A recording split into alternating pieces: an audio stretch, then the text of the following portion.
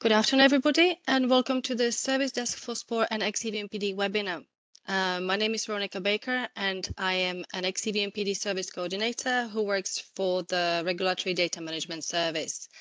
Myself and my colleagues Stavi, Marcelo, and Alessandro, who will be introducing themselves very shortly, will be presenting this presentation to you today. A couple of housekeeping notes for you. Please note that this session is being recorded and will be made available through the EMA corporate website and on our YouTube channel. You will be able to ask your questions through Slido. The Slido codes will be shared with you very shortly. The interaction with Slido is voluntary. If you would like to ask questions, you can do so and remain anonymous as well. Please note that if you choose to participate in the Slido, you are consenting to the processing of your personal data, as it is explained in the EMA data privacy policy. You can join Slido using the QR code on the screen. The QRD code will also, or the Slido code will also be available at the bottom of each slide that will be presented. You can send or upvote your questions. Questions with the most votes will be definitely answered at the end of the session. Questions will also be shown on the screen and managed through a live Q&A session at the end of these presentations. Any questions which we have not managed to address, we will be posting in an FAQ document on the SPOR portal. So you can find it there after the end of the webinar. Today's webinar is the second webinar of this SPOR week. As you might be aware, we are presenting several different topics this week. This morning we had a SPOR and XEVMPD data governance. Right now we are going to be presenting the Service Desk for SPOR and XEVMPD, and tomorrow you can attend the Referentials Management Service and Organization Management Service presentations. The goals of the session are to show you how the EMA Service Desk works and clarify the use of ServiceNow so you know how to raise requests, questions, and report issues correctly. And also we will provide you with information on planned improvements. With the agenda, we will start with the interaction with EMA Service Desk. Also, access to EMA Service Desk. I will then guide you through how to log issues with an IT application, request for services, request for information. I will also introduce SPOR services and how to log any tickets which you may have for any of the SPOR domains. I will show you how to resolve and close tickets and follow up on tickets. Some tips and tricks on what you should and shouldn't do. My ServiceNow colleagues will then introduce a roadmap and planned improvements. And we will conclude the session by going through the key takeaways and conclusions, and as I mentioned before, through the Q&A session. And now I would like to ask my colleagues if they would be kind enough to introduce themselves, and I will go off camera to make sure that we do not experience any technical issues. Right. Tavi? Indeed. Now, thanks a lot, Veronica. And thanks a lot for all the participants to have joined. And my name is Tavi Pehme, and I am the head of digital workplace in EMA. And I'm happy to join also here today with the team to put a face also to the name and greet you all from the Service Desk side as well, and talk about some of the things that we do to make the service smooth to you from our end. Together with me, let's do the introductions first, right? I have here also Marcelo. So Marcelo, if you would like to give a quick introduction about yourself as well, and that would be probably the best place to do it now. Hello, everyone. My name is Marcelo Namillas. I also work in the digital workplace together with Tavi. I've been working at the EMA for almost 20 years, and I am the ServiceNow platform owner, as well as the service management process owner. That means all the requests, incidents, problems, changes, releases, and knowledge management processes fall under me. We have been doing a lot of improvements in ServiceNow. We started with IT, but gradually there are more and more services and features being added, and I will talk later about them. Excellent. Thanks a lot, Marcelo. And as we can see, we have the down to the root grass level guys present. So that is excellent to have this technical capacity in this meeting. And next to Marcelo, we also have Alexandru, who has joined as a head of service desk in the end of last year, so also very fresh to the EMA. So if you want to also say a few words about yourself, Alexandru, would be a nice moment at the moment, I think. I am Alexandru Guraliuc, so I'm the service delivery service desk manager. Basically, was Tavi was saying, I'm the ground level working with the processes that Marcelo pointed earlier. So everybody, everything that is IT related, it comes to one of my teams. Thank you. Excellent, excellent. Thanks, Alexandru. All right. So that's the team that we have here from a service desk side, and then from my end, I would like to kick off with the first couple of slides to talk about service desk a bit in detail, right? So service desk made through a transformation beginning of this year. It was considered earlier as just one of the teams in IT that work on its tasks and fulfills its goals. But now, starting in February this year, or maybe you've also noticed a bit, there is a slight change in service desk. We have gathered more scope. We have covering more end-to-end responsibilities.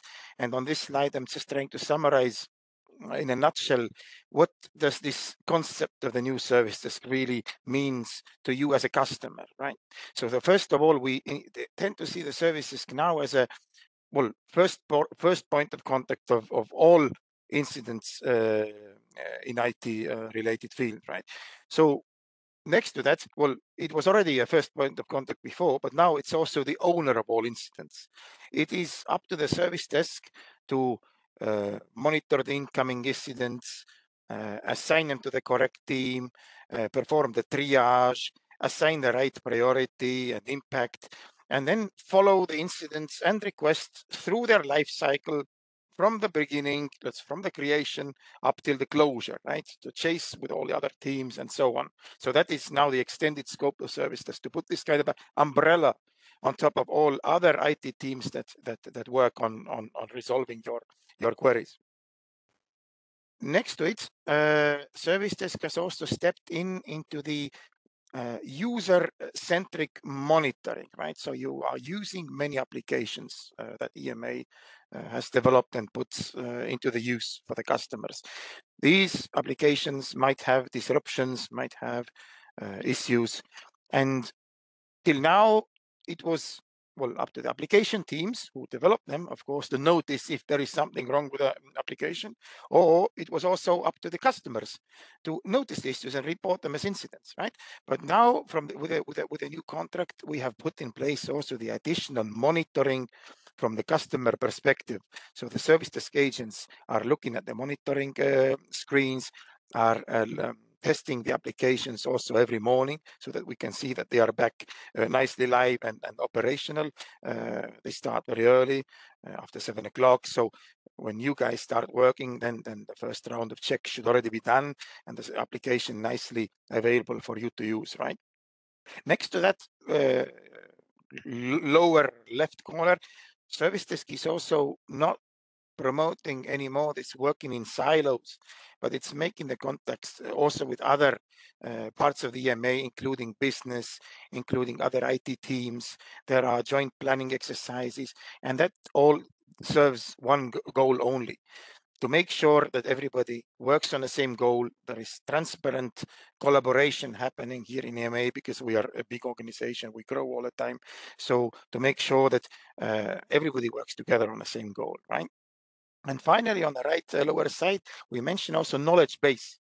So you'll see also in the ServiceNow portal, the knowledge base has an important role to play in IT service management, because sometimes when you go to the portal, you don't necessarily want to open an incident, but you want to know how things are working, how perform certain actions before you want to raise an incident or request, right? So that's what the ServiceNow portal also enables.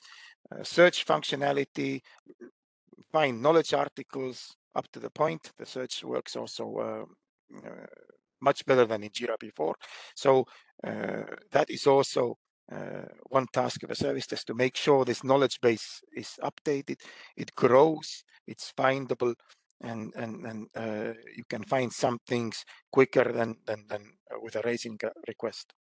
All right, and if we move to the next slide from here, yeah, this one, then I really wanted to put also an extra slide on the communication, because, well, communication, and I have heard also before in these kinds of webinars and also talking to other customers, communication is somewhere where we have most to gain, right? But we have also a lot to lose if we don't do it correctly, right? So that's why in the new contract of service desk as well, we stress this end user communication very clearly, and it's empowered by the new ServiceNow platform, right? So we are working on getting the updates of planned maintenance activities, planned downtime activities, and also the update bars on the top to notice that if there is an issue going on with some sort of an application, that we publish it as soon as possible. So when you log into the ServiceNow, then you see that, okay, there is something happening. I really don't need to maybe raise an incident, but I already know that there is some disruption happening. So I set my expectations right. Second of all, well, that was the customer-centric communication, but also with the business-wise, right? The IT is big, the IT function in EMA. Business function is equally big, so we need to make sure that we talk to each other in an effective manner. And now also what we have done with the service desk is, for example, here we participate in these kinds of webinars. We also from our end reach out to the end customers. We do it now for SPOR. We've done it also for other applications before and received quite a bit good feedback for it. So basically this is a key to engage with the business, identify the pain points that you have, identify also the priorities that you have, so that we can address our efforts to the correct place, right? To provide the best possible service. And finally, the communication, the third pillar of communication is inside the IT. So as I said, the service desk is owning the end-to-end resolution of the tickets. What does it mean? It means that it has to assign the tickets. If it's an application bug, for example, well, service desk doesn't fix it. It just assigns it to a development team who then assesses it, produces a fix, deploys the fix. So, but all that happens like a black box, more or less, for the customer. So it's service desk's job to get the necessary updates from development team. For example, how much time does it take to implement a fix? When is the estimated time of arrival? And communicate it back to you so that you have a constant flow of information in your tickets, setting again the expectations right, that okay, something has happened, there is a workaround, but I can expect a fix in such and such amount of time. So that is the third one. So I think this communication piece is central, and we're really trying to make a difference here with a new service desk. And the third slide for me, I had a schematic slide here just to show in a nutshell, as a reminder, because I think many of you already know this one also very, very well, but to show different steps and different areas related to opening an incident or a request and getting it closed. So how does it really go? So we start from our ServiceNow portal that is now replacing Jira, right? And as I said before, the first thing, you go to the portal, you don't necessarily maybe need to raise a request or an incident. Maybe you just need some information, and you can search. There's a central search bar. You can search for knowledge articles, but you can also see the announcements for the planned maintenance activities that show, okay, some some systems are going to have some interruptions. And then if you still choose to do so, you can raise a ticket, and there's roughly 3 types of tickets. There is an issue, if something is wrong with an application. There's a service request, which is a standard token of work that somebody will perform for you, right? It can be an IT token of work. It can be also a business token of work, right? Or there's a request for information, which was ask a question before in Jira. Now it's a request for information, right? And once you're open an incident, you get an email notification also with a link to your specific incidents. So in that sense, you can really use the both to track your incident further while service desk is chasing the resolution for it throughout the EMA, including business, including IT. You will get the updates in the portal. When you log into the portal, you see my requests under the tickets that you have raised. Or if there is a development on your ticket, it's been updated, it's been resolved, there's a question for you, maybe you also get an email notification. And then, well, once the ticket gets resolved, you will get a notification as well. And then you have a choice to either reopen the ticket or to finally close it, right? So if you don't think that the request has been fulfilled to your liking, then you can always reopen it. If you agree with the resolution, you can close it, right? So those were the 3 slides as an introductory part from my end to the service desk. So back to you, Veronica. Thank you very much, Tavi. Thank you. I would like to now go through the couple of slides which are on how you can actually access the EMA service desk.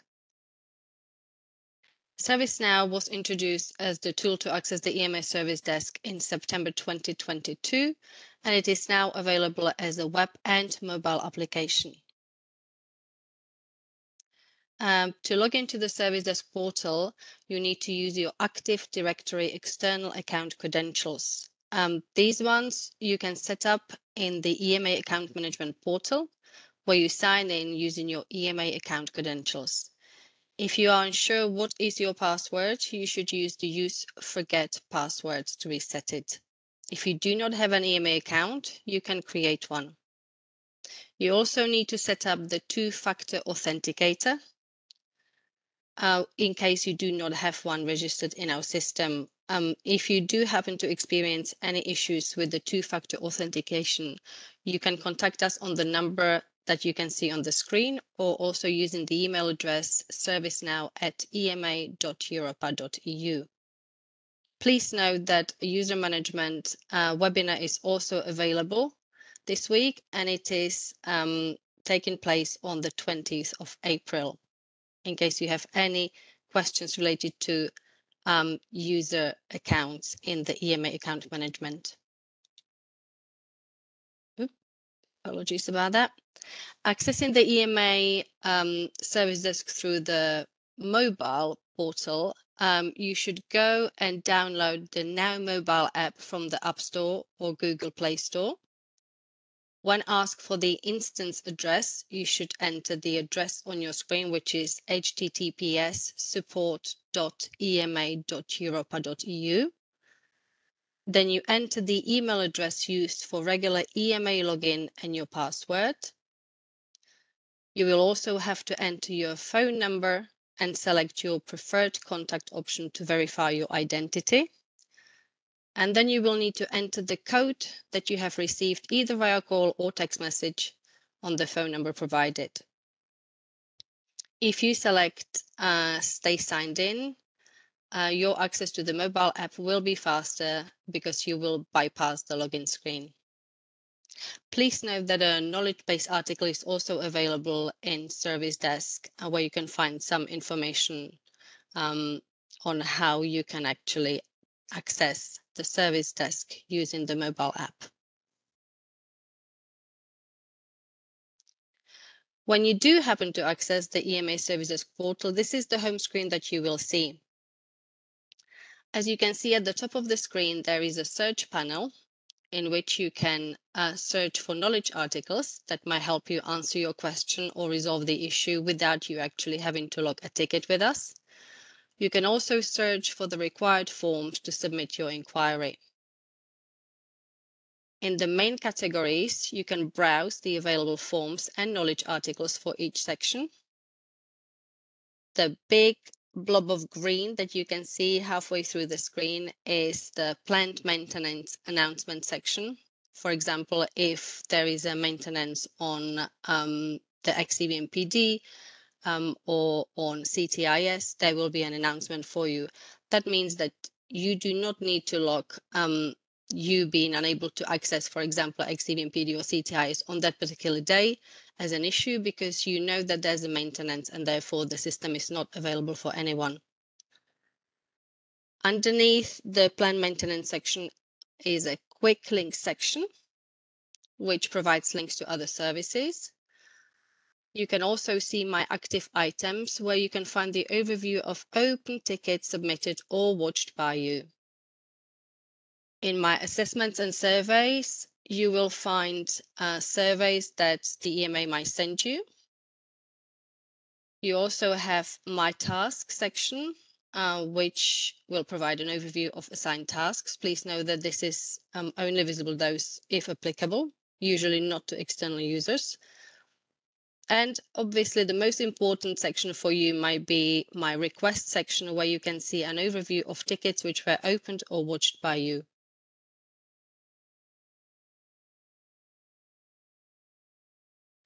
Let's go through the detailed sections. The search panel, as mentioned before, you can use that panel to search for knowledge articles, which will help you to find the required answer. For example, as shown on my screen on this particular slide, when looking for EU number, you will find several answers that contain that particular text. So, for example, how to receive EU substance number, how to receive EU MP number. You can also search for the available forms. So if you need to find how do I log a technical issue with OMS, you just search in that particular panel, and you will again get all the results that contain that particular text. In the main category section, you have 5 other subsections. The first one is applications, where you can browse forms and articles related to the EMA applications. In the accounts and access, you can browse account and access related forms and articles, for example, for Udra registration, Udra link account, etc. You have the report an issue form, which is a quick access to the form to report a technical issue with an IT application. The section IT for IT enables you to browse available articles related to infrastructure transformation. And you also have a quick access to the Ask a Question form, where you can request information. As mentioned before, in the plant maintenance section, you can find information about upcoming maintenance of various IT applications. And you also have the quick links to other web pages and services. So, for example, some applications are still managed in the old Jira service desk. You also have a direct link to the DD service desk and MLM service desk. Overview of open tickets submitted and watched by you, and any open surveys are available in the My Active Items and My Assessment and Surveys. As previously mentioned, in My Tasks, there's an overview of tasks to be approved. However, please note that this feature is not applicable for external users. This feature will actually be removed for external customers. And in the overview of tickets submitted by you, you actually have the list of tickets that you submitted, and you can filter depending on the status, so open or closed or all. Now I'm going to guide you through how to log a general issue with an IT application. So if you need to report an issue, these are referred to internally as incidents. These particular forms are used to report a technical issue, And as an example, this is the form that you should use if you need to tell us that you are unable to perform a certain action in an application.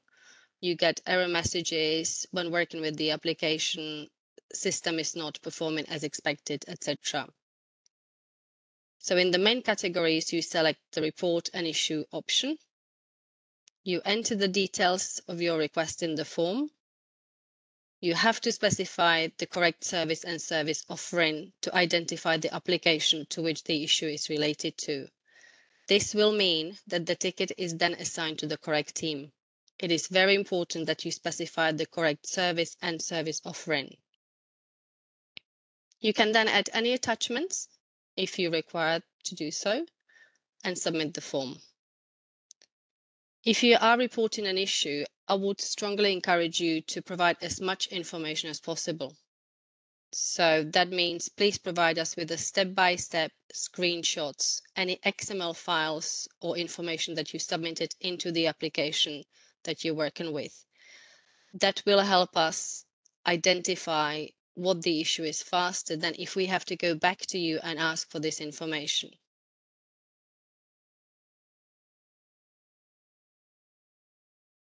I would like to share with you what is the incident record lifecycle and what are the applicable SLAs, which is service level agreements, and OLAs, which is the operational level agreement. So when a ticket is opened by a customer, the status of the ticket of this particular incident is new. The ticket is then triaged and a priority is assigned by the service desk team, and the ticket status becomes in progress. When the ticket is assigned to the responsible business team, the team starts working on the ticket. However, if we have to go back to you as a customer, or we need to then go to a colleague and ask for further clarification, we will put the ticket on hold. When we provide you with the answer, the status of the ticket will be resolved, and you have 5 working days to reopen the ticket. If you don't do so, the ticket is closed. We also have a status which is called cancelled, and we use this status if we have to cancel the ticket due to duplication or because an incorrect ticket type was used to log the issue or request or question that you submitted. Please note that if we ask you for further clarification and you do not provide this clarification for more than 15 working days, the ticket will be closed. In terms of SLAs, so the business response is depending on the priority of the ticket. So our service desk colleague will have 15 minutes for processing a priority 1 ticket, 30 minutes for processing a priority 2 ticket, 1 hour if it's a priority 3 ticket, and 8 hours if it's a priority 4 ticket. When the ticket is assigned to the responsible team, each team has their own business OLA. In most cases, it is 5 working days, at least for the SPOR team. Please note that the overall average business resolution for the ticket, again, depends on the priority. So priority 1 ticket is 4 hours, priority 2 ticket is 8 hours, priority 3 ticket is 16 hours, and priority 4 is 40 hours. That means that we are able to deal with your ticket at worst within 40 hours. Now, this is an overall map of what happens when you log an issue with an application, so when you log an incident. So a customer reports that there's an issue with the system. What should happen prior to that is that the customer should check the knowledge base and plant maintenance section to check if other users are experiencing the same issue, or if it is indeed not an issue, if it is just a lack of knowledge for example, that prevents the customer from doing certain operation in the application the user is using.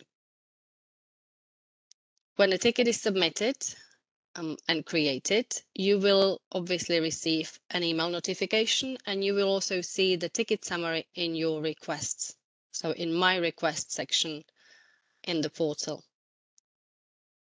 Our EMA service desk colleagues will review the ticket, and if incorrect ticket type was used to log the issue, so for example, if there is indeed an issue with an IT application and it is logged as a request for information, we will cancel the ticket and open a new one on your behalf.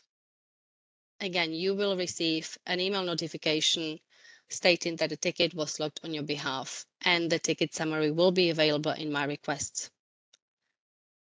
If the ticket was submitted using the correct ticket type, which means the incident, and depending whether it's a business or data issue, the ticket is then forwarded to the responsible team. So for technical issues, IT support team will be dealing with the ticket. They will investigate, fix, prepare the data fix. They might ask you for further information, or they might even liaise with the business to obtain further information they might need to fix the potential issue. If the issue is business or data related, it is assigned to a business support team, where we will again investigate and perform data correction depending if this is what was requested. The status of the ticket will be in progress. And if we have to ask the customer for further information, or if we have to ask IT colleagues for further information, we will put the ticket on hold. When we inform the customer that the issue has been fixed, the status of the ticket becomes resolved. Again, the customer is informed through email that there was an update on their ticket. And the customer can then review the answer provided and either close the ticket, in which case the status of the ticket will be closed, or reopen the ticket, in which case the status of the ticket will be new.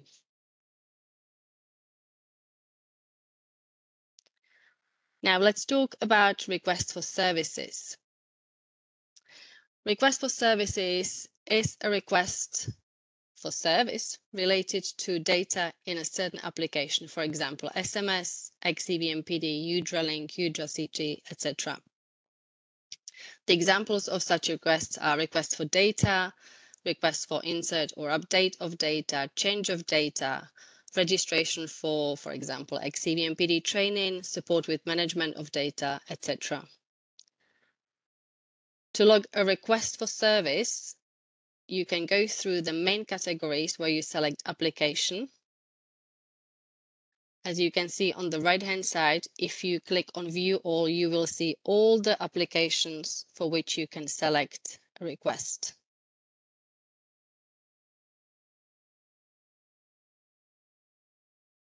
You select the required form depending on the application. In our particular case, on your screen, you can see that a request for XEVMPD service was selected. You will then enter details in the form, add attachments if required, and you submit the form. Now, this is an overview of the different statuses and SLAs and OLAs which are applicable for a request for service types of ticket. So when a ticket is opened by a customer, the status of the ticket is open. The ticket is then triaged and worked on by the responsible team, and the ticket is in progress. If we have to ask you for question or colleagues for clarification, we will put the status into the pending status, which is the same as on hold. We will then provide you with the answer. The status goes into verification. You have 5 working days to reopen the ticket and ask further clarification on the answer that we provided. And if you don't, the ticket will be closed complete and closed incomplete in case we have to cancel the ticket due to duplication or because incorrect ticket type was used. Again, if the ticket is in waiting for customer for longer than 15 working days, the ticket will be closed complete. In terms of SLAs and OLAs, the business response to deal with your ticket and triage your ticket is 1 hour. And the responsible team's resolution is 5 working days. Again, this is applicable for all of the SPOR teams. The overall average business resolution is usually 16 hours.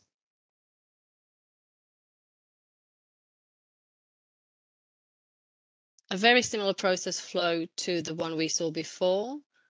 So a customer will access the EMA service desk, and first I would always recommend please check the knowledge base for the required answer or information. Once you submit your ticket or your request for service, the ticket is created and you will receive your summary via email, or you can also view the ticket summary in your requests. EMA service desk colleague will review the ticket. If the ticket is submitted using the correct ticket type, we will forward the ticket to the technical colleagues or to the business team. If it was submitted using incorrect ticket type, we will cancel the existing ticket or close it and open the ticket on your behalf. The respective team will then perform their investigation, fulfill the request, make the change as requested, and inform the customer when this has been completed and provide the answer. And you as the customer can review the answer and close the ticket or reopen the ticket.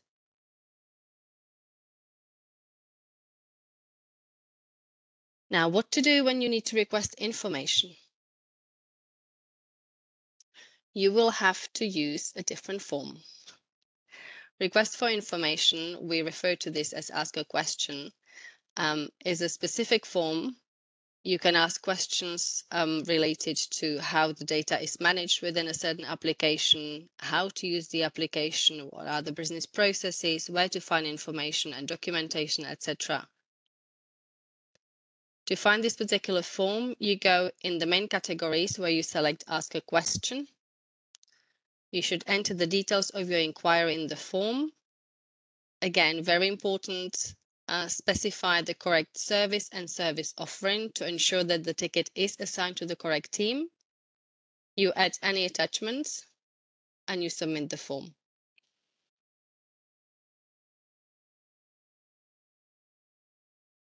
The statuses and SLAs and OLAs of requests for information are as follows. You open the ticket is in the open status. When it's triaged and worked on by the responsible team, it goes into a progress. If we have to ask you or other colleagues for further information, we put the status in a pending, we put the ticket in a pending status. When we provide you with the answer, the ticket goes into verification. Again, you have 5 working days to reopen the ticket. And then the ticket goes into a closed complete state. In case the ticket is logged incorrectly or it is logged as a ticket of another ticket, incorrect ticket is you, we will close the ticket. We call it cancelled. However, the state of the ticket would be closed incomplete. The business response again is 1 hour. However, the business OLA is 22 working days. Again, we answer your questions much faster than the 22 working days in most cases. And again, a very similar overview of what the process is when a customer logs a request for information. Ticket is created with an open status. EMA service desk review the ticket. If it is logged incorrectly using the incorrect ticket, the ticket is cancelled and we open a new ticket on your behalf. If the ticket was logged using the correct ticket type, the ticket is forwarded to the responsible team, be it either IT support or business support. When an answer is provided, you should review the answer and you can either close the ticket or you reopen it.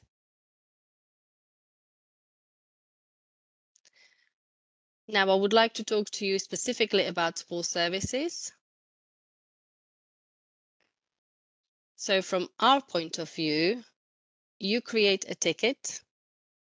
The service desk will review the ticket. They assign the priority and the SLA, and then they select and assign the ticket to the correct team to deal with the ticket.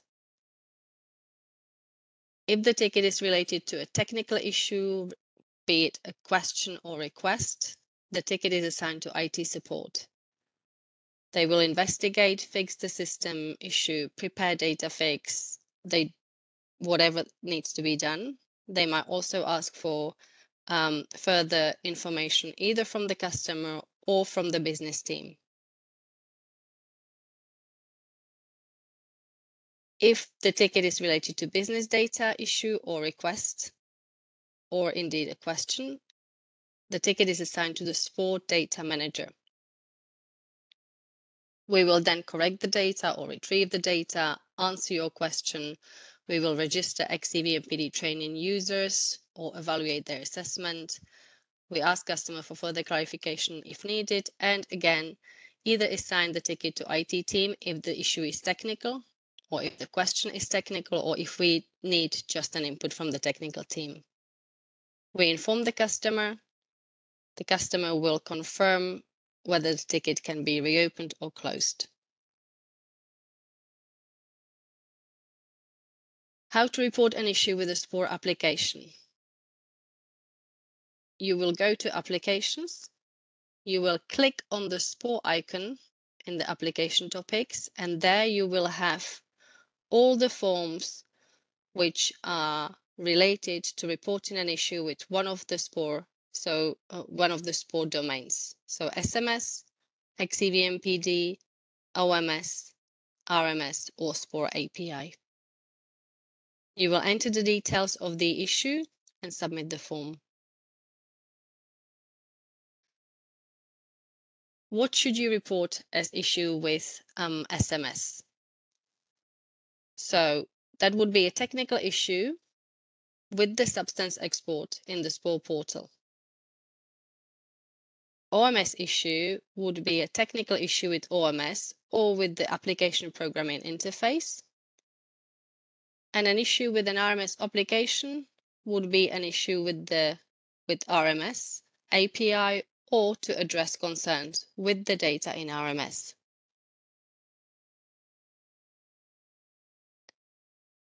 When you select the ticket to report an issue with XEVMPD, you should use this form to report a technical issue either with the XEVMPD data entry tool, which is called EVWeb, or the XEVMPD gateway, or at the moment to raise objections to the validation of your organization's authorized product data, which was performed in the XEVMPD. Please note that this is changing from May. Such objections should be reported as requests for XEVMPD services. Okay. However, if you do have any issue with XEVMPD, EVWeb, Gateway, you should use the report an issue with XEVMPD form. To report an issue with SPOR API, you use this particular form. The report an issue with SPOR API.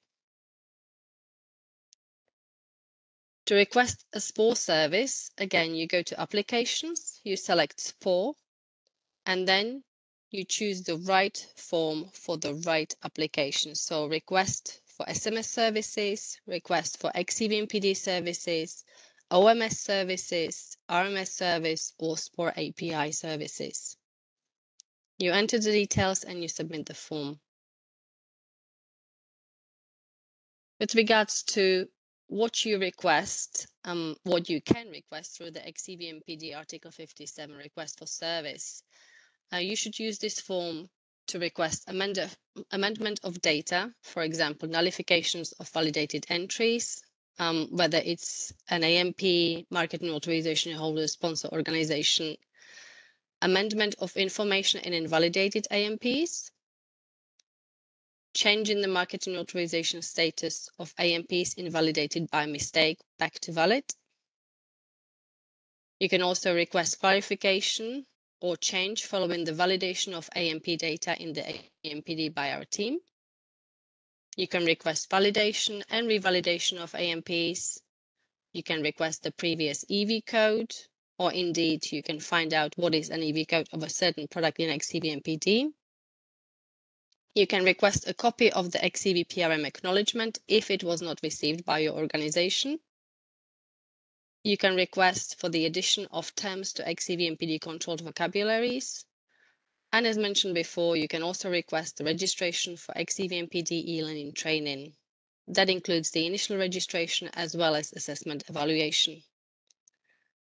Please note that, as mentioned before, from May, you will also be using this form to raise your objections to any changes made as part of the AMP validation that you do not necessarily agree with and you would like the team to reassess the change and update the product again.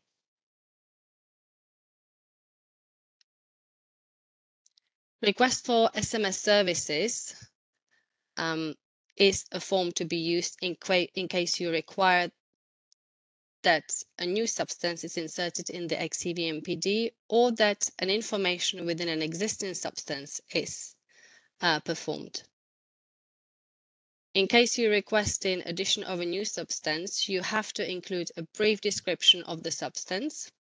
You also have to submit the substance request form and a supporting documentation. In the documentation, there should be information describing the substance structure.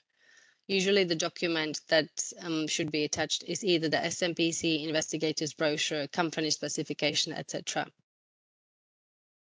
To request an update of an existing substance, you should include the SMS ID or the EV code of the substance to be updated.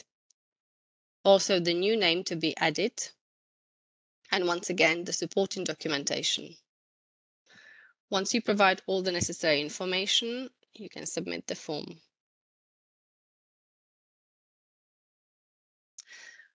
Request for OMS services.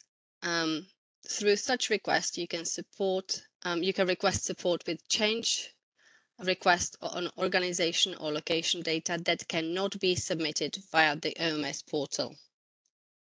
So an example of such request is a request to update, for example, the contact details, phone number and email, which are currently published. Other changes to OMS data should be requested through change requests directly in OMS.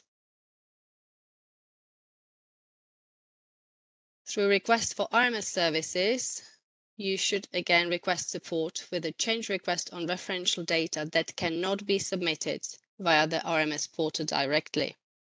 So as an example, for example, a request to populate data such as the extended attributes that cannot be requested through a change request should be logged through a service desk request.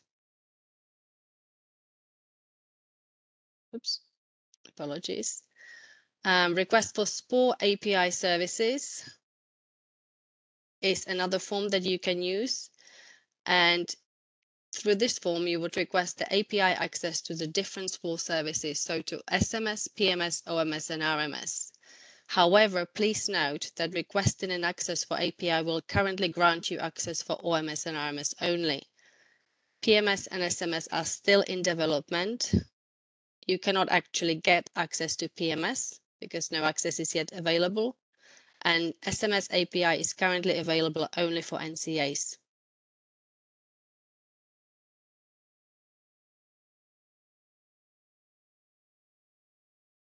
And lastly, how to request information using the available form. You go directly into ask a question. You will enter the details of your request. Again, you have to specify the service and the service offering to select the required values. So is the question related to SPOR registration, to SMS, PMS, OMS, RMS, XEVMPD, and then you submit the form.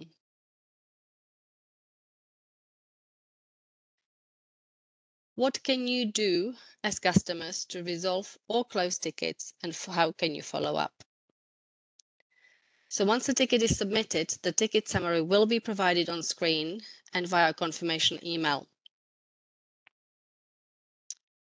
As I mentioned previously, you can see all of your log tickets in My Requests. When a ticket is updated, you will receive a notification via email.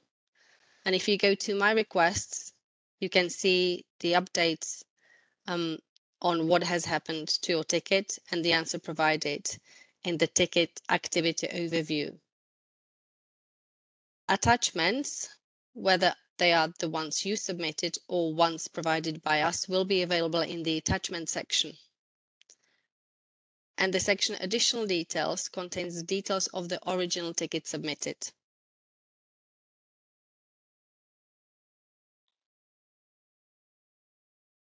Now, how can you follow up? So you will receive a notification. You will go to My Requests, where you can review the answer. And if you are satisfied with the answer provided, you can close the ticket by using the Confirm Close function. If you need more information regarding the answer that we provided, you can reopen the ticket within the 5 working days using the Reopen function. In the past, there was also a possibility to leave a comment on a ticket. However, that is no longer available because customers were leaving comments on closed tickets, which meant that the ticket remained in the closed status. However, a comment was posted, and we were unable to identify such ticket very easily. So if you want to come back to us on the answer that we provided to you, please use the Reopen function. Now, a few points to consider, the do's and don'ts. Please do make sure that you submit tickets using the correct forms. If you use incorrect forms, the triage team will cancel the ticket and open a new one on your behalf. As you can imagine, this leads to unnecessary delays in responding to your inquiry. The ticket needs to be triaged again and assigned to the correct team. It really is very important that you use the correct ticket type to submit your form or your question or your request. Please make sure that you reference the correct service and service offering. Again, if it is incorrect, the ticket might be assigned to incorrect support team, which means that the answer provided might not be exactly what you're looking for. It might be too generic and not tailored to your needs. Not to mention, again, there's a delay in processing your ticket. And as I mentioned previously, please provide as much information as possible. Again, if reporting a technical issue, please include step-by-step screenshots, your organization ID, any files that you submitted. Because if not, we have to go back to you and we have to ask you for these, which again leads to unnecessary delays. Now to the don'ts. Please do not log a ticket using incorrect form, hoping for a faster response. As I mentioned before, we deal with incidents within 5 working days. We deal with requests for services within 5 working days and requests for information within 22 working days. However, our OLAs are actually faster than, for example, the 22 working days. So you do not have to raise your question as an incident because you hope that we will provide you with the answer faster. This really is not necessary. And one more thing I would like to ask of you is not to submit the same issue or request or question via multiple tickets or channels. This always leads to unnecessary delays in responding to the query. The answer, again, is provided by the incorrect support team, and it might be too generic And also there's a duplication of efforts from the EMA service desk. The time that we spend on trying to find the different tickets might lead to us not being able to spend time on addressing other users' needs.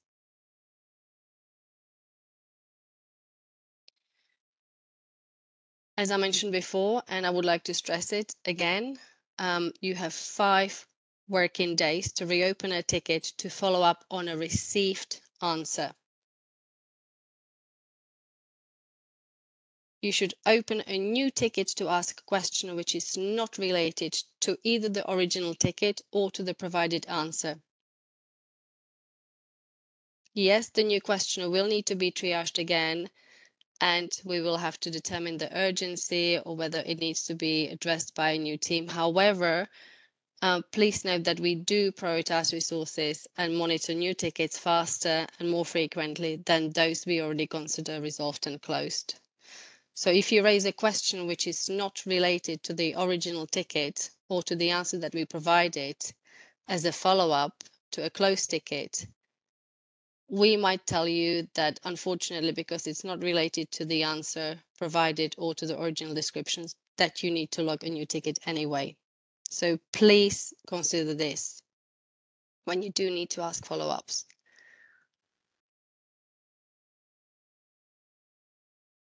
And the last downs, which I mentioned already, do not reopen closed tickets to ask questions not related to the answer. The ticket will be closed and you will be advised to open a new ticket. Now, the following section will be presented by my colleague Marcelo. Marcelo, are you available?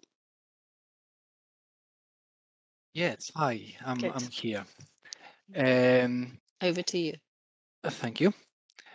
ServiceNow is a very dynamic platform that is constantly improved with new services and features.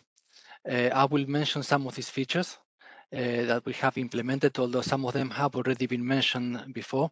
But before that, I will hand the floor to Tavi so he can tell you about the planned service desk activities. Tavi, the floor is yours. Yeah, thanks. Right, so we organized these slides in a funny manner that Marcelo can do the intro and then I still need to speak. But anyway, that is that is the case. So that ties up now very nicely with the intro that we did in the beginning, right? We mentioned the new contract of the service desk. We mentioned customer-centric and business-related and also IT-related communication.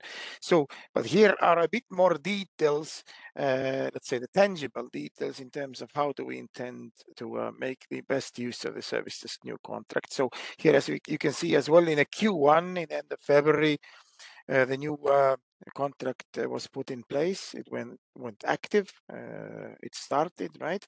And since then, Service Desk has been increasing its scope and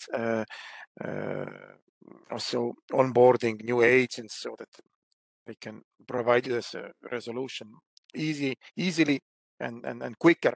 But here we also have some other activities that we plan basically to increase customer satisfaction, right? So first of all, here, first line, the one that is already in place, actually, we have extended hours for the first line service desk from 7 o'clock in the morning till 10 o'clock in the evening. What does it mean? It means that the easy issues that can be solved basically on the phone. That's what the first line means, the guy who's picking up the phone or answering, triaging your ticket. These can be handled in this time frame. It's an extended time frame, 7 to 8. If the issue needs a bit more effort or the involvement from special teams, application teams, has to be assigned to other teams who work at the TMA working hours. But if you have an access problem, can't access your account, you can reach the service desk earlier and get it sorted. Also, stricter SLA requirements. So what does the SLA mean? SLA means, for example, it's a service level agreement. It says that your ticket, for example, needs to be solved in 5 working days. there are also the KPIs related to these SLAs. I'm maybe going too much into detail, but it's just to show you in which detail we work. So till now, we said that 80% of the tickets that were raised by the customers by the contract have to be within the service level agreement, within these 5 days. Now we said we're going to increase it, make it a bit more customer centric, a bit more strict. We say 90% of the tickets have to be resolved within those 5 working days, right? Then channels, right? Chat and phone support. So I mentioned in Slido and answered a few comments. So indeed, you can already call EMA service desk if you have a question about the ticket. If you have a access problem, for example, you can't access the portal, then you can also call service desk. The number is on EMA's website. What we are introducing also this year will be the chat functionality in ServiceNow, so that you can also in ServiceNow talk to the agent directly. Some people prefer chatting more than calling if they can access the portal and raising a ticket. So then the agent can raise a ticket for you or help you straight away on online. So we're working on this one. Outage announcements. I already mentioned also in my intro. So on a front page of the ServiceNow, now we populate the text with the plan system announcements. Just for information, we're working on automatizing that process, so that if there is a planned maintenance activity in a calendar, these outages pop up automatically, so that there is no human error. All the information is present all at once. And knowledge base, well, mentioned also this one in the intro. I think it's a very powerful feature, powered by ServiceNow's nice search functionality. So that if you go to the portal, you search for SPOR, then for example now it shows all the different requests. For example, you can raise for SPOR, and we constantly will populate the knowledge base. Then you also have some instruction if necessary for some activities you can perform your own. Now, communication wise, we already mentioned increased monitoring. So why actually does this monitoring play so important role is that if service desk can discover the errors before you guys discover the errors and start raising tickets, for example, early in the morning, that means that by the time you start working, this is already either resolved or the announcements have been put up everywhere, so that you know what to expect from your day or your next working hours, right? Coordination with the business and development teams, that is to close then the loop, so that the customer gets the information from the IT all around in EMA, and according to the priorities and pain points communicated by the business from EMA, right? And then the tooling wise, why do we think that ServiceNow is a good platform? Also, why did we switch from Jira, for example? Well, Marcelo will also tell you quickly in a next few slides, but just as a key point. First of all, it's a cloud platform. It's reliable. It doesn't go down, right? So I think it's less outages and optimized performance. It's not slow, right? Well, second of all, it's a mobile app access. We didn't have that one before. You can also raise and track your incidents via your mobile app, right? Wherever you are. And we envisage actually ServiceNow to be like a common hub for all IT related topics, right? So you can deal with your tickets, but you can also search knowledge base. You can access announcements. It's all searchable.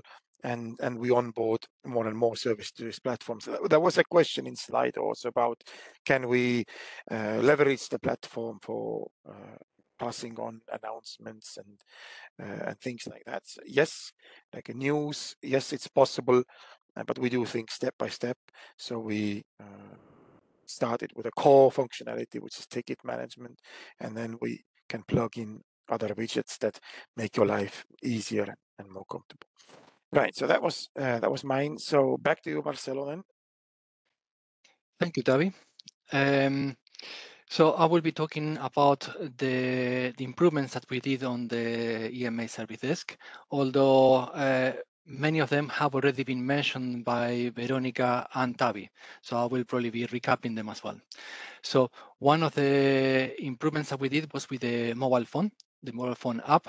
The mobile phone app became more user-friendly. It is replicating the same forms and the same services as we have on the web form. And we added actually telephone numbers to contact the IT service desk or the audiovisual team directly. So that is quite good. The mobile phone app is very successful. You can use it on the go. As far as you have a Wi-Fi or data on your mobile phone, you can access the same service catalog as you do with the web client. We also make some improvements with the web view. So basically, the search, the new service offerings are easier to find, and we have now an additional fields to return to make it easier to navigate through the different services. With regard to My Activity, which is a dedicated area for each user, in there you can see the request from your own tickets, but also the tickets that have been created by someone else where you have been added as a watcher. So watchers is a feature that has been requested in the past, and it's a highly valuable feature as well, where members of each organization can add colleagues of their own organization to follow up on those tickets. I think there was a question on the slide about that, where people that are on the watch list can see tickets, they can receive email notifications, as well as add comments. So it's quite a nice improvement. With regard to web browsing, so with regard to browsing through the tickets, in my request, we added now the subject field. So basically that will help you searching for things. When originally we didn't include that option to make it easier for the users to fill the forms, because we were auto-populating the subject, that created some issues when a lot of people, when people created the same service multiple times. So then they were having multiple services on the request area, all called the same. So now we enable the subject, so you can add different titles to the different requests and making it the browsing easier. The watchers, as I mentioned before, they can add a comment. Yeah. Next slide, please.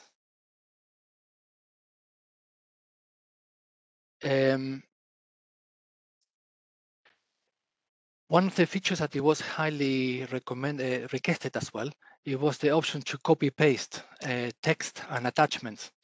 When before that was not originally available, we make a lot of changes to make that possible, and now it is. So now people can copy paste text and attachments on new tickets as well as other tickets. And again, we mentioned over here that you can create tickets on behalf of other users from the same organization. So basically, you can create a ticket for your colleague on your behalf of your colleague. We make an improvement with the emails. Before they were coming as a support at ema.europa.eu, and now we changed that to something more meaningful called EMA service desk at ema.europa.eu. So people receiving emails will clearly understand that that is something coming from EMA. We regard to the reopen and close buttons, before they were slightly difficult to see. We made that more visible and easier to see as soon as the status of the ticket is ready. As mentioned before, you can reopen the ticket and you will have to add a comment, a mandatory comment of a reason why you are reopening it. If you don't reopen it, it will be automatically closed after a certain period. Once that it is closed, you will not be able to add a comment anymore. I think that Veronica mentioned that before, but I am just reiterating that. Users can provide feedback more easier after the ticket is closed, the incidents on request. Now there is a pop-up which with a survey related to the close of the ticket. And we also added a few features on the portal. For example, quick links. Quick links is something that it will be adapted based on the needs. At the moment, the quick links relate to tickets or services that are in the old platform, but that can be adapted as we go. There is also a system-wide notification widget.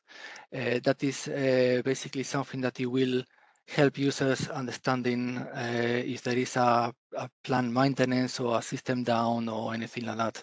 So you have a first view widget with the system status. We have several new forms and the taxonomy or the distribution of the services have been slightly enhanced. And as this is a dynamic platform, we will keep doing changes and improvements to make the platform better and better every time. Next slide. Okay. Thank you very much, Marcelo. The key takeaways and conclusions. This presentation hopefully explained to you how SPOR Service Desk is currently managed, and you should be able to use the tool to your advantage. You should know where to find information proactively, and hopefully how to raise your issues and requests and questions using the correct forms. Now, I understand that you have been asking quite a few questions through Slido. We will go directly to some of them.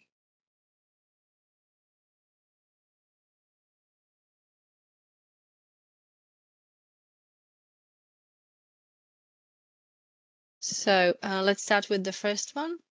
What is the correct service category for the management of data related with the third acknowledgement process? So at the moment, you can submit your request, for example, if it's for a change, using the request for services. At the moment, you can also raise your objections through the incident. However, from May, I would like to ask you to raise your objections using the request for XEVMPD service. If you have just a question saying, as part of a validation, you have made this particular change, can you please explain what is the rationale? Then I would say that this type of question should be requested through the request for information form. However, if you do wish for us to reassess the change that has been made or revert that change, please log this through request for XEVMPD services. The next question is, can you please comment if the EMA service desk is applicable for system-related questions only, or is this the general portal to submit questions related to regulatory procedures as well? Well, it depends, to be perfectly honest. If it's something that is related to, for example, XEVMPD submissions, we are able to answer some of these questions. However, in general, I would probably say that regulatory procedures questions should be submitted through Ask EMA. Let me go to the next question.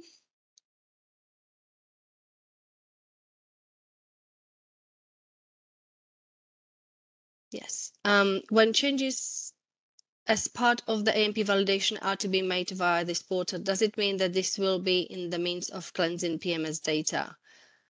Not entirely sure I understand. So the EMA validates the information submitted by marketing authorization holders in authorized medicinal products.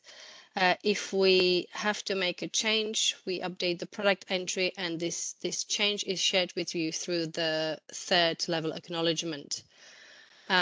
If you do not agree with that change that was made, to your AMP data directly in the XEVMPD, then you go and you log your request for XEVMPD services through the service desk. I do not quite understand what it means. Does it mean that this will be the means of cleansing PMS data? I'm not entirely sure if the channel through which you should submit any comments on how PMS data was amended been decided yet. So at the moment, we're talking about AMP validation done in the XEVMPD.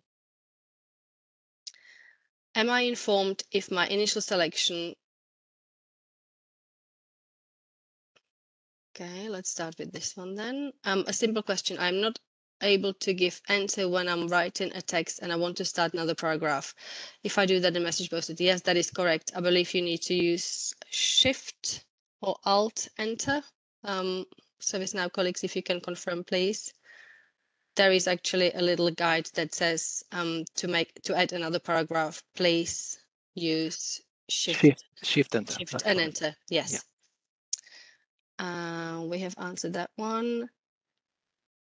Am I informed in my initial selection report an issue has been changed? Maybe because I choose the wrong category, or is the incident just closed? No, of course you are. Of course you are informed. So you will receive an answer. To any ticket that you logged, you will always receive an answer, even if the answer is we are closing the ticket, we have reopened a new one. So you will always receive an answer.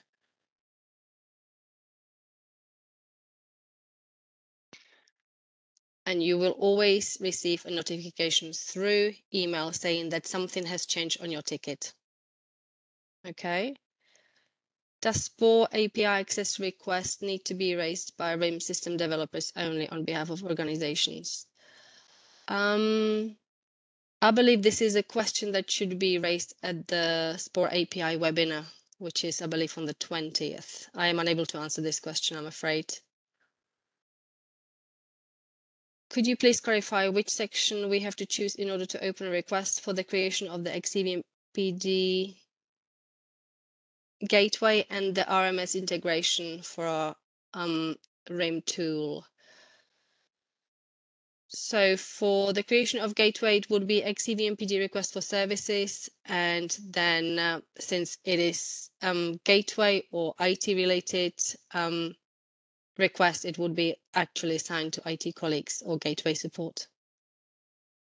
Why is the initial selection report issue service ask information not seen in the additional details section? You mean, why don't you see the ticket type that you have selected in the additional details section? And I believe that this is the categorization that we had in the previous platform. So report an issue, request a service, and ask a question for information is what we had in Jira. In ServiceNow, we use a different approach because we use a service offering instead. The reason for that is we have many cases in the past, the previous tool, where people didn't know if it was an issue or a request, and they were very confused. So we standardized everything in here. We created a service offering, and within that service, you can select the topic, and then in there you can see if it is something that it requires a different type of attentions. So yeah, the whole taxonomy of ServiceNow has been enhanced to make it more specific to the service rather than to the type. Thank you, Marcelo. Asking for clarification. Is it the number to call? Yes, it is. Marcelo, please confirm. But I think it is. Yes, that's correct. Thank you. I submitted a ticket to ServiceNow 3 months ago and did not receive any response on the ticket. Just a confirmation 1 month later the ticket was being assessed. How can I follow up on this ticket? This doesn't sound right. So yeah, I can take that, right? So yeah, indeed, that's probably very unfortunate. It shouldn't happen, right? So well, two things that we could do. I mean, you could call service desk also from your own end, right? And ask the follow up on the ticket, no problem. Or The escalation wise, well, I don't know if Veronica, if there's a, let's say, like a escalation contact point for these kinds of things. If you can share the ticket number, that would be very helpful. This we can hear also, you know, yeah, take this time, but if also happens in the future, then the best would be to call also a service desk. Yes. I think that could be the first action, and then if something goes wrong, then you can escalate to your EMA counterpart, who can just forward it to me, and I'll take care of it. Thank you very much, Tavi. Which all platform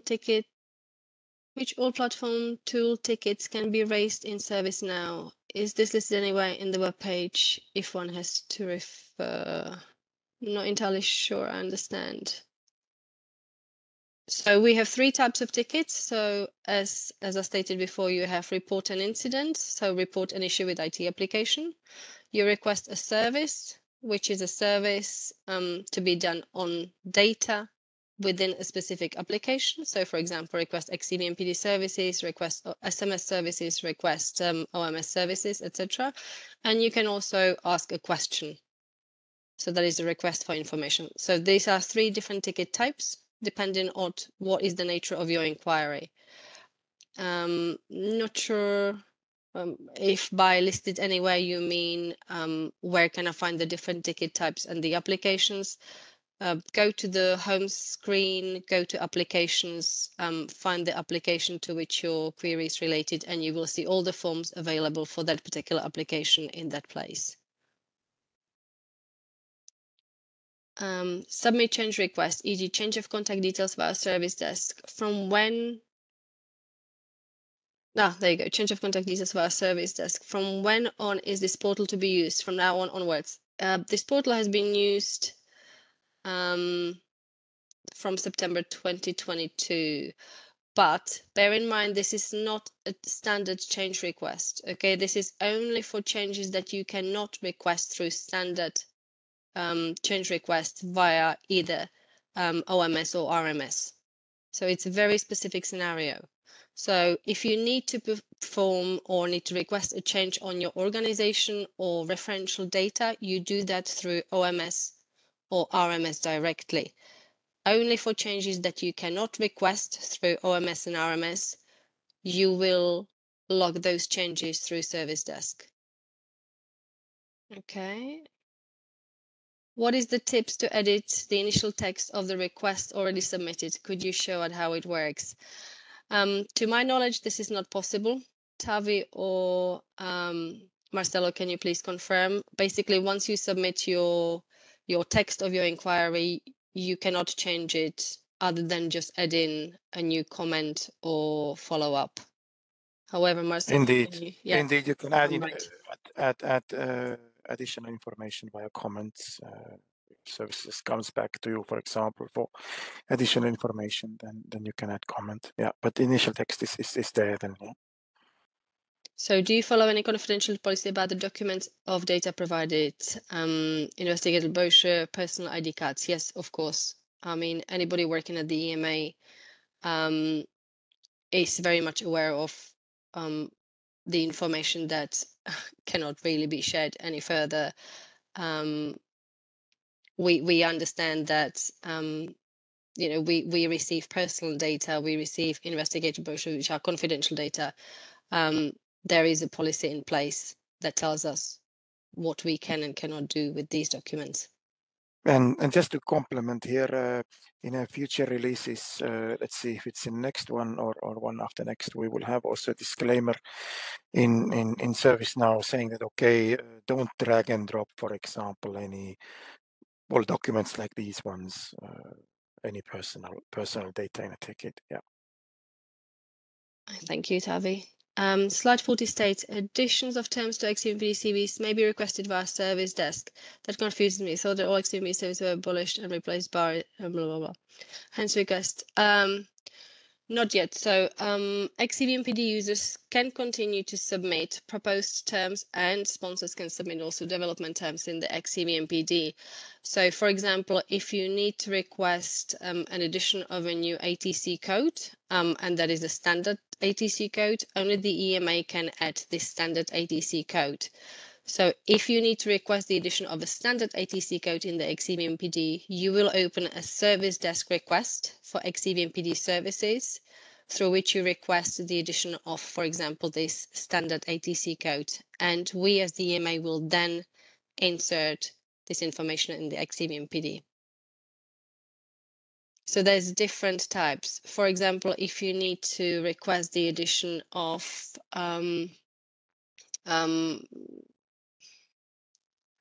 trying to think, a pharmaceutical form, you can actually submit a proposed pharmaceutical form in the XEVMPD. However, if you the RMS team will check also, you can request an addition through RMS service, and the RMS team will then liaise with us and check what is available in XEVMPD and make sure that we standardize the form. So at the moment, you can still submit proposed terms through XEVMPD. We are currently discussing the possibility of restricting this by the end of this year. However, this is a topic for the XEVMPD and RMS webinar, so I would not like to go into the detail. However, as I said, if you want to request the addition of a standard term in the XEVMPD, you would do so through the service desk request. Let me have a look. What are the new questions? When will UPD service desk be included into ServiceNow? Tavi? Do you have any idea? Yeah, this year, I would This say. year. Yeah. Okay. Could you confirm that the XEVMPD will be totally replaced by Service Desk only from May? I'm not sure that MH should submit product information through Service Desk or XEVMPD. I don't quite understand. XEVMPD will not be replaced by Service Desk only from May. No. So the processes happening in XEVMPD will continue. Service Desk is a channel through which you can reach us to ask questions or request amendments of your data in the XEVMPD. If you submit, for example, an authorized medicinal product information directly in the XEVMPD, your organization is the owner of that information, and you can update the data directly in the XEVMPD. When you, however, need us to perform something that you cannot do, for example, you have invalidated an authorized medicinal product record by mistake, you will request that we change this invalidation on your behalf through a service desk request. So whilst you log this request through service desk, we will perform the change in XEVMPD. I hope that this makes sense, and I hope that that was the question that or the meaning of the question that that you just raised. Can we associate several user accounts under the same ticket? I believe I cannot read this properly. Tavi, any idea? Well, I also can't read this properly. Yeah, you can read it. It's very hard. Yes. But I think Well, the answer is yes. You can associate different users to a ticket. This is what I mentioned before. It's called the watchers. So you can have users from the same organization as a watcher on a particular ticket. Now, it cannot be done as a bundle to all of them in one go and include all the users in one go. It will have to be done per ticket, per user basis. So, for example, if there is a particular ticket that you would like to share with a group of people within the same organization, then you go first, the ticket needs to be created. Once that it is created, you go into My Request, and there you can add a list of, a group of people as our watchers. But it is on per user basis. Hope that answers the question. I believe so. Do we have any new questions? be all the questions, Veronica, for now. We don't have anything else, so I think we can proceed with the final step. Yes. Final poll, I guess. Yes. Oh, actually, excuse me, there is one more, if we can answer that one. And after this, we will not take any more. Two more.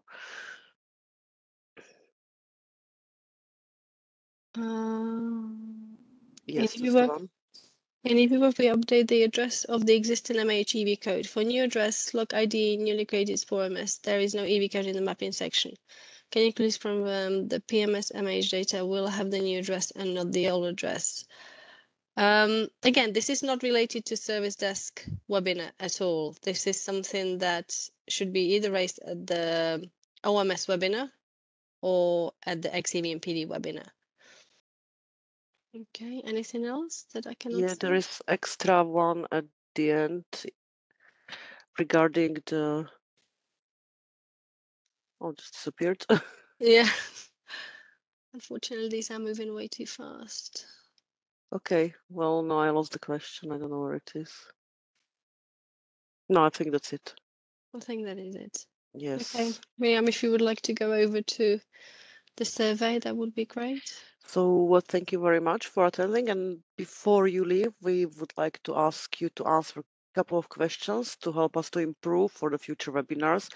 Your input is very important to us, so please, if you could answer, I just activate the poll. And I will share the results with you shortly.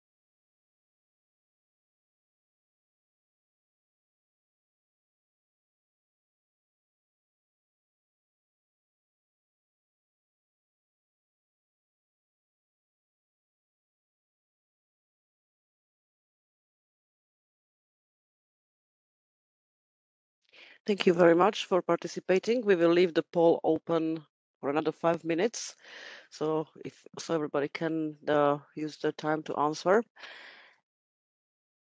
And thank you very much for attending.